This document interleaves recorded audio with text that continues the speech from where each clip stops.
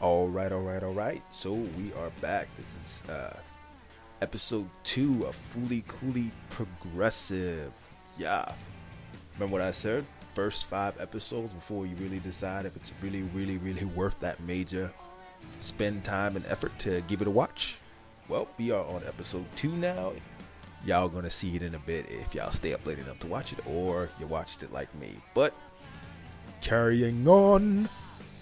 Okay, so we got our two protagonists. There are two protagonists, Hidomi and Ide. This episode was more story exposition. Haruko's made her move. She's doing her whole silly thing, going down. She's infiltrated the class. That weird sexual deviant teacher's gone? Question mark. She's made a fake yearbook with hilariously bad drawings that everyone except Hidomi sees as legitimate pictures. Hidomi sees them as childish drawings, and Haruko's watching the entire time as this is going on. And it transitions to her riding her scooter inside of the school hallway, and there's this funny itty bitty little scene where she actually uses the turn signal inside the hallway to go to the other side of Hidomi, where she's giving him the task to give some paperwork to Ide, which it transitions to his part in this and his involvement and his story up to this point so far. And at this point, this is probably a major spoiler alert, but whatever, I should probably include that in the early video of this rundown, this shakedown, this hoedown, whatever you want to call it. But the guy's life ain't so great. He may appear to be the class clown, the goofball, but the dude is struggling, and he's working hard to, make his bread and do what he got to do for himself. I could respect that. But apparently, he's Haruko's current victim. And ironically, Haruko doesn't have her old guitar anymore. There's no mention of it. She's using a new, looks like a Stratocaster.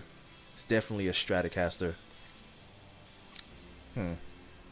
Well, she's using a new guitar that's a completely different color. This one is all red. And y'all remember that funny car from the other guitar-wielding nut job?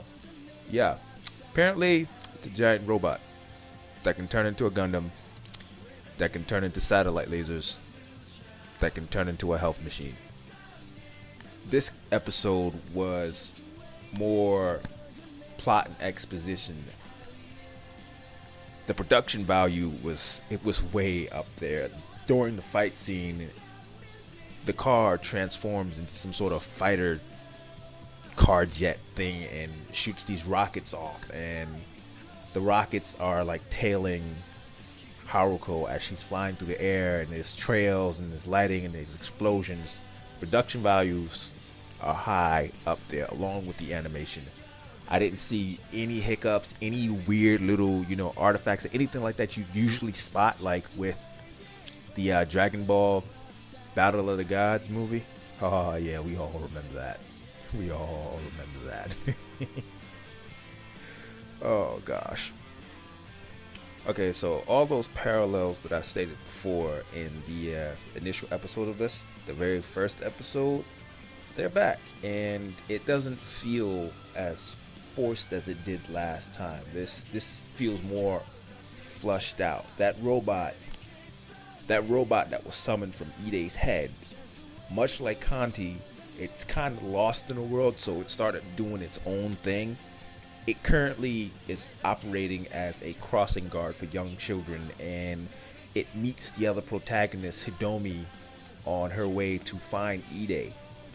And towards the very end of the episode, when we get to the fight scene, it's off work and it's hanging out with a random old dude drinking at an open style restaurant, cart style restaurant, and it's sitting there minding its business when it gets summoned. Now, like I said before, there are parallels, but this one does not feel forced. This feels like it's doing its own thing, but still existing within the style and flair that, you know, Fooly Cooley's known for. But this is the second episode, and things are shaping up to be interesting. I'm more curious as to the relationship between the two guitar wielding nut jobs. Yeah, there was some lines dropped about them being one and the same, and her repeating the same mistake. And I can surmise, well, look, not going to surmise, I can guarantee the same mistake is referring to the incident with Nauta in the first series, and how he still has Adamus' guitar, but that hasn't really been stated yet. So we're going to watch, wait, and find out. And again, it's probably too late for this, but spoiler alert. Also, I found my mic. Yay me.